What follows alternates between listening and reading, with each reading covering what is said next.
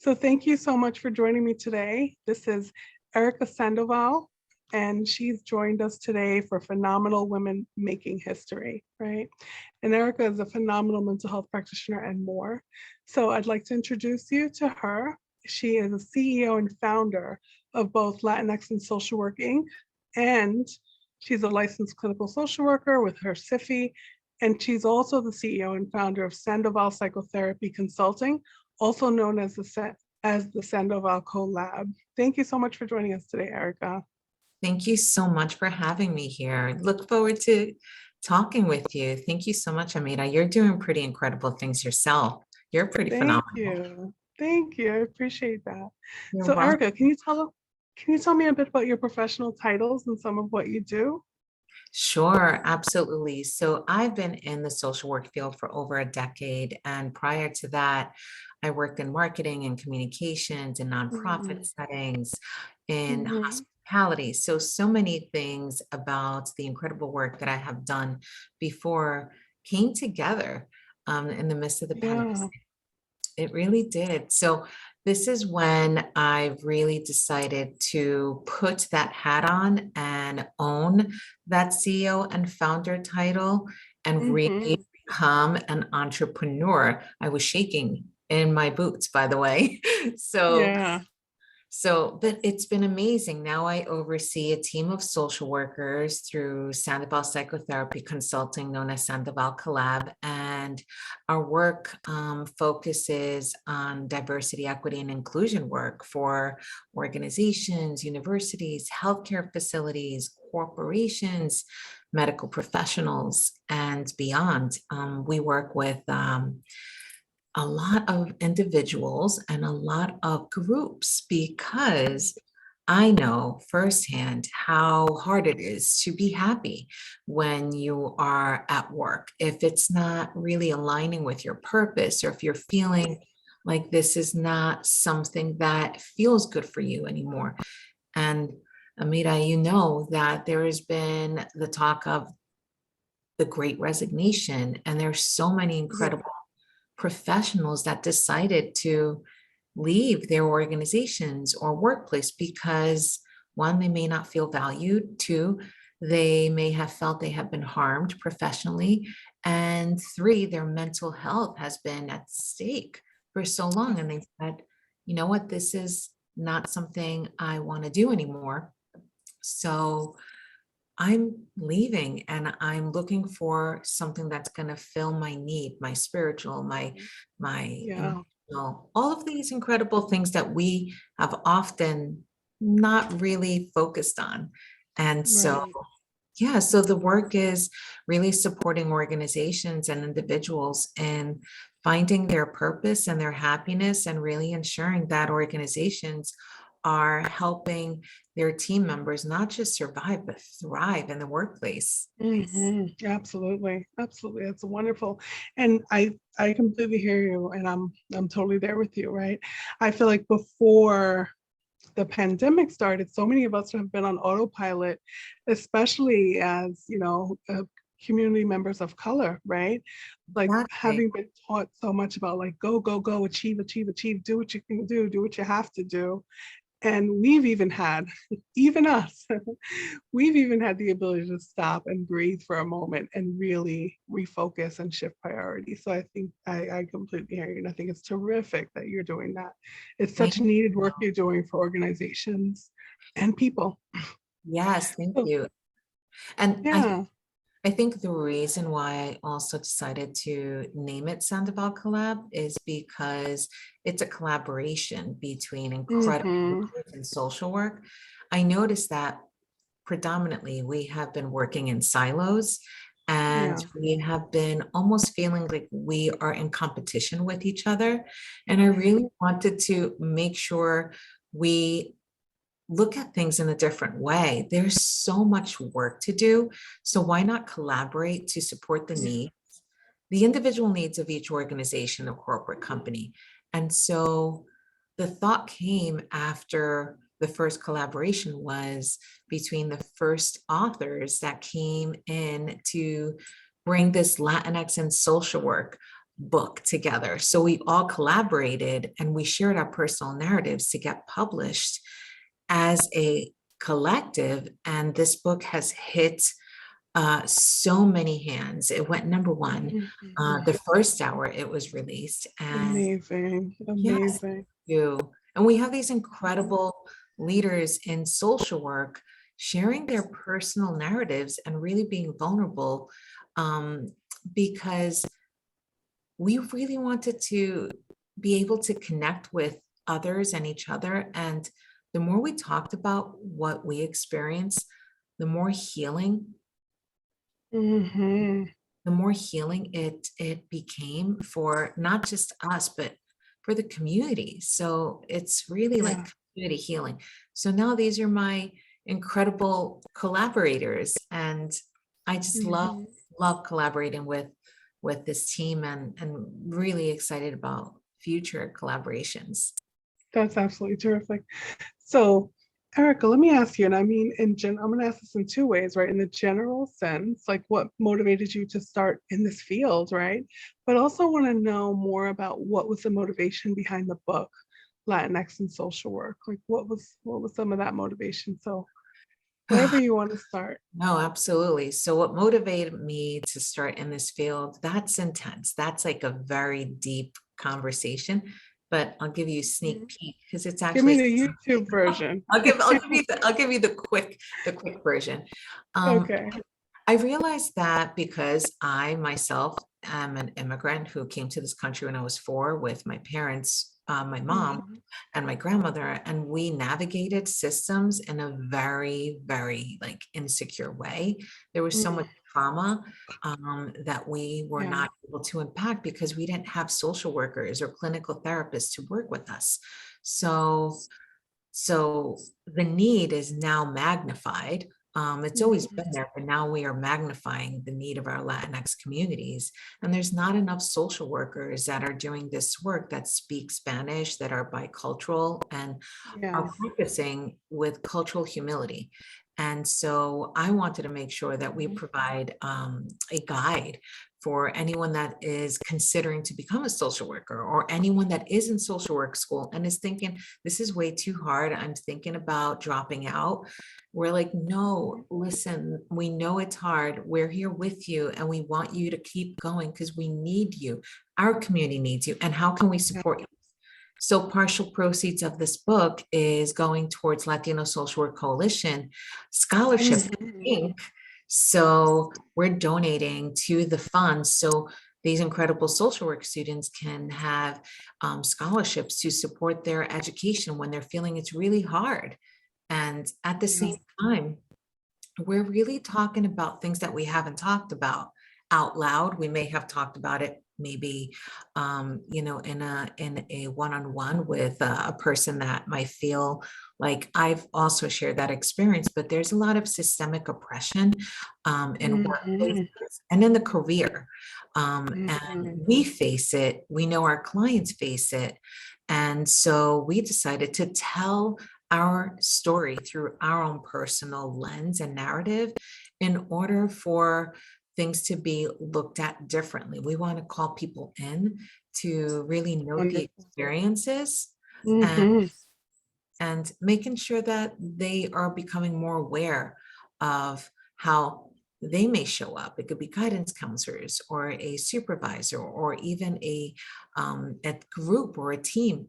When you're not Mhm. hearing us and you're not providing the space for us, we're creating that space now, and Mhm. we are bringing you in to be part of it. A lot of times we don't get a seat at the table. So now we're sitting Absolutely. at the table.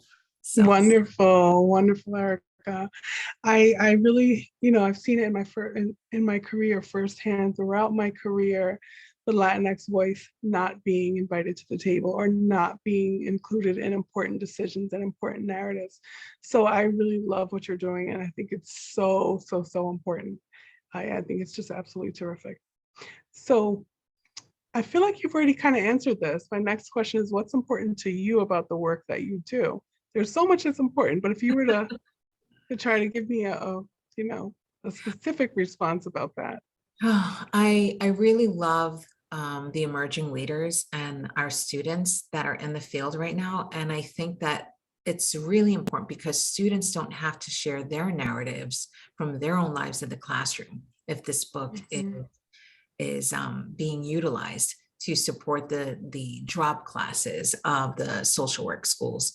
And they can instead point to the narratives from our book that share 22 different experiences. Though we may identify as Latinx, we're not monolithic. And then Right. not feel so alone. And they have an opportunity to just sit there and be part of the learning and not having to educate their counterparts that are in a classroom. Mhm. And that's often that happens. Yeah, Um, for that is, sure. that's number one for students to really be able to kind of utilize this and heal and not have to educate. And then I think we want to be able to bring people together. We want to unite and we want to call people into having these conversations when it may be really uncomfortable. We want to bring people in a way that, yes, it's going to be uncomfortable, but listen, Mhm. we're here. We're listening. We want you to hear us, and we want you to just really process and take it in, like just take your own inventory and then come back and maybe readjust, realign. Maybe this might be the beginning of someone taking undoing racism workshops or reading how to be an anti-racist book. And Mhm. Mhm. the more we support with our own personal stories and allowing us to be vulnerable so others can really learn from us, I think our community begins to heal and we Yeah, also are healing at the same time. absolutely. That's terrific. That's absolutely terrific. Do you know at this point, because just, I have a copy of the book and I've just gotten started. Um, do you know at this point, because I feel like it's such a valuable resource, if schools of social work have started to use it? I have heard through the grapevine that it has landed in some of the classrooms. I'm not, Wonderful.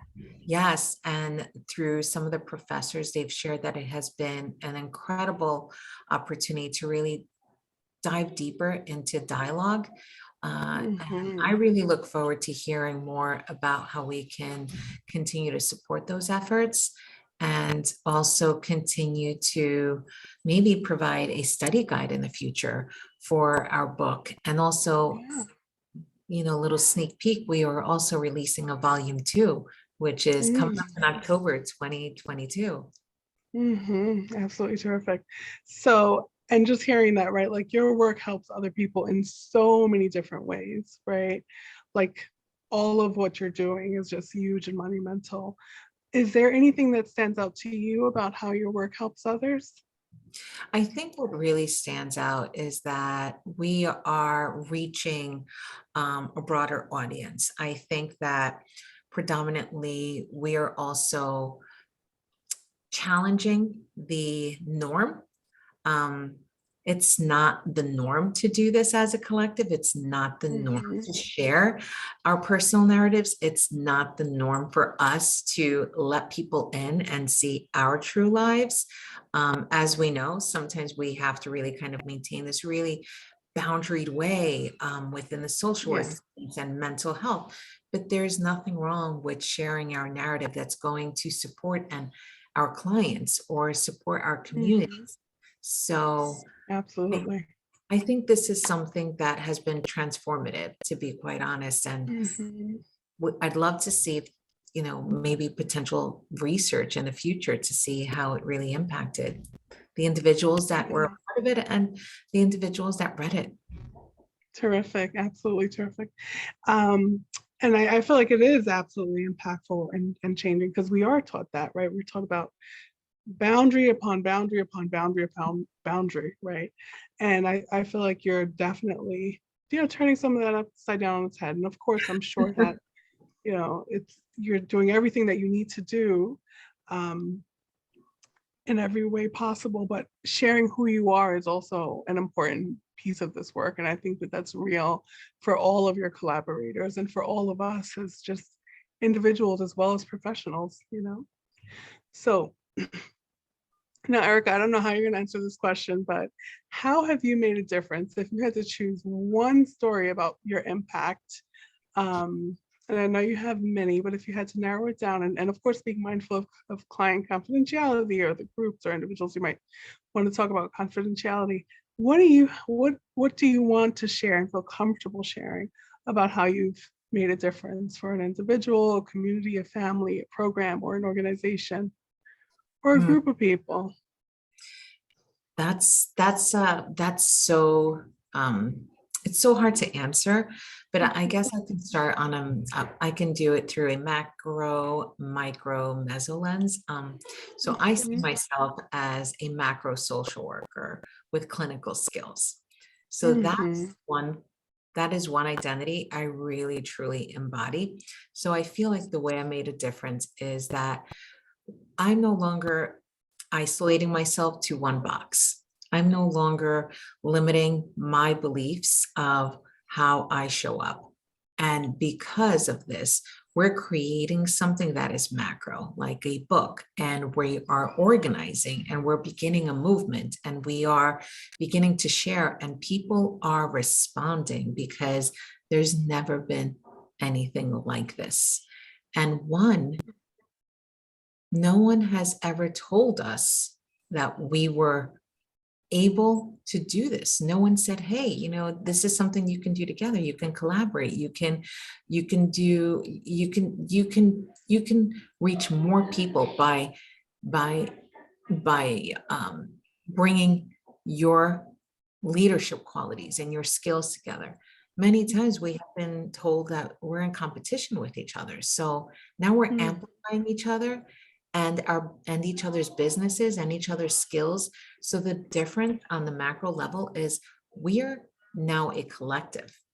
mhm, And and then we're reaching so many individuals that are our clients that have said, thank you for sharing your personal narrative. I feel so much more attuned with you because I see that you really understand me, because we can't go into our sessions and talk about ourselves unless it's part of their healing journey. So right. at times our clients will read it and they'll feel a little bit more connected and will be able to be more vulnerable because they are Mhm, not feeling judged or not feeling that there is a disconnect, and we're having discussions across the country, and people are joining from all over the country, even globally, to have these discussions that have been so needed for so long, and mhm, and now they're asking for more. So I think this work, which is very micro most of the time, because I'm sitting in my clinical